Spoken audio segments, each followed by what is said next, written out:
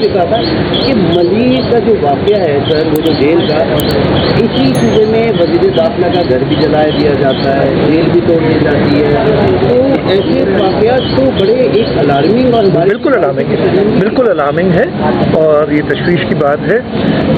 دیکھیے جو ابھی تک مجھے پتہ چلا ہے، میری آج لیٹر ٹوڈے ایک میٹنگ بھی اس سلسلے میں تاکہ ہم اس کو اور اسٹڈی کریں.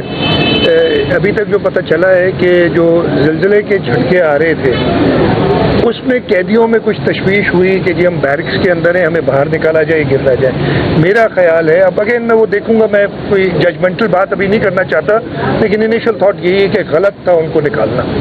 یہ سنگل سٹوری جو عمارتیں ہوتی ہیں ان کو اتنا کوئی خاص ویسے تو اگر بہت زیادہ بڑا ارتھکویک آ جائے تو کچھ بھی نہیں، اللہ معافی دے، اللہ تعالیٰ کرم کرے، کچھ بھی نہیں بچے گا.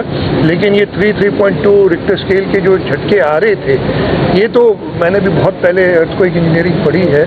یہ تو ایک اچھی بات ہے کہ جو زمین اپنی انرجی ریلیز کرتی ہے، اگر اکٹھی ریلیز کرے تو بہت بڑا ارتھکویک آ جاتا ہے. چھوٹے شاکس بہتر ہوتے ہیں، بہتر تو کچھ نہیں ہوتا لیکن ایک بڑے المیے سے بچنے کے لیے ہوتے ہیں. اس کے ایک اور بھی مسئلہ ہوتا ہے کہ یہ کبھی پری شاکس آتے ہیں بفور اے لارج ارتھکویک. وہ ڈر ہے. میں نے سائسمولوجسٹ سے بات کی ہوئی اور ہم اس کو فالو کر رہے ہیں جس حد تک کر سکتے ہیں. جہاں تک کہ ملیر کا واقعہ یہ غلط فیصلہ تھا اور ضرور اس پہ سزا ملے گی ان لوگوں کو جنہوں نے یہ فیصلہ کیا.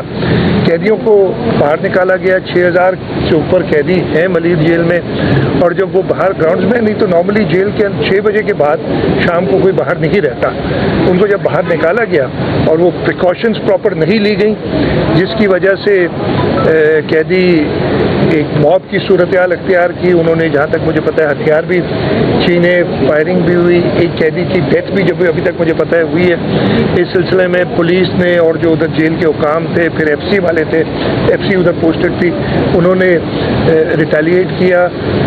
216 یا کچھ قیدی نکل گئے تھے، 80 یا 82 جو ابھی تک صبح تک مجھے پتا تھا واپس پکڑ لیے گئے ہیں. میں صرف ایک بات کہوں گا، اس واقعے کی تو تحقیقات بھی ہوں گی، جن کو سزا ملنی ان کو سزا بھی ملے گی.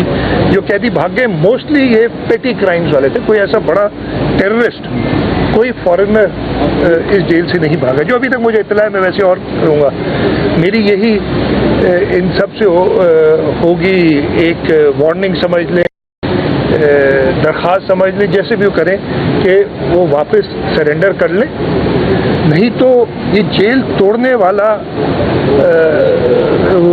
جو ہے واقعہ، اس میں ان کی انوالومنٹ آئے گی تو وہ پھر وہ ٹیررزم کے جو یہ پیٹی کرائمز میں انوالو تھے ان کے اوپر بہت بڑے کیس بن جائیں گے.